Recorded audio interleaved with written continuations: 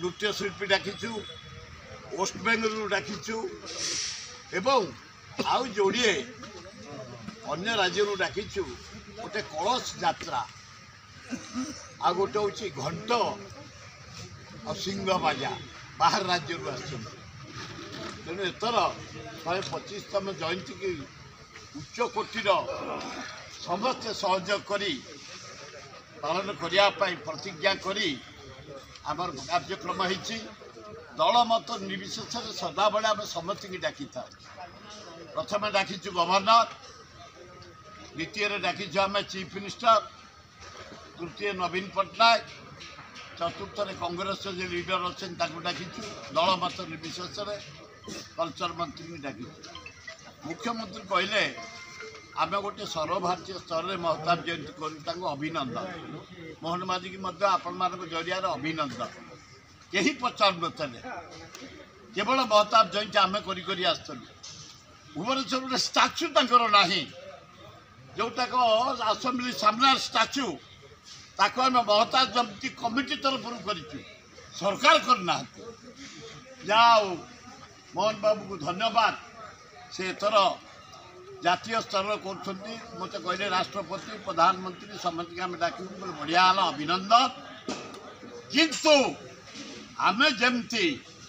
महताब जयंती करमती आमर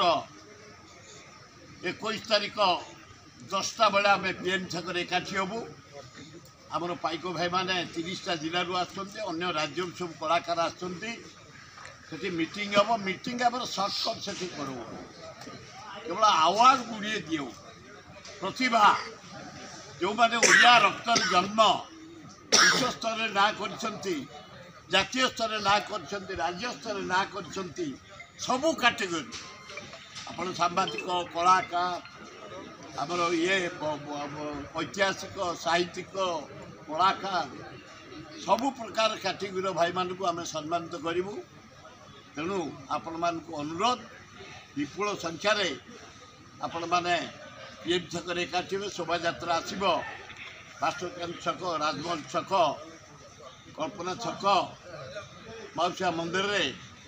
पाइक सम्मिलन हम से आवार्ड दिज्व पाइक मान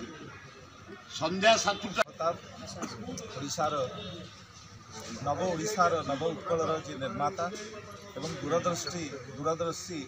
राष्ट्रनीतिज्ञ जहाँकर एक दूरदर्शिता को नहीं राजधानी भुवनेश्वर गठित होता एवं ओडिशार जड़े कहीं समग्र भारत वर्ष में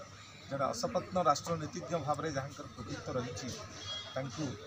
आम पूज्य पूजा परंपरा श्रद्धांजलि अर्पण कर चलित वर्ष नवेम्बर 21 तारिख में राज्यस्तरीय डॉक्टर हरिकृष्ण महताब जयंती पालित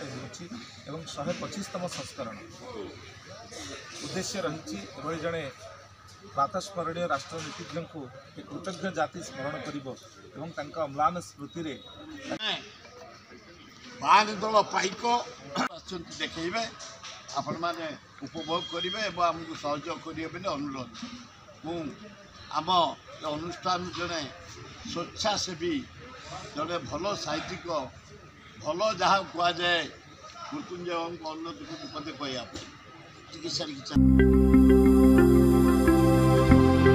लेटेस्ट न्यूज अपडेट पाई www.nowodisha.com को लॉगिन करंतु।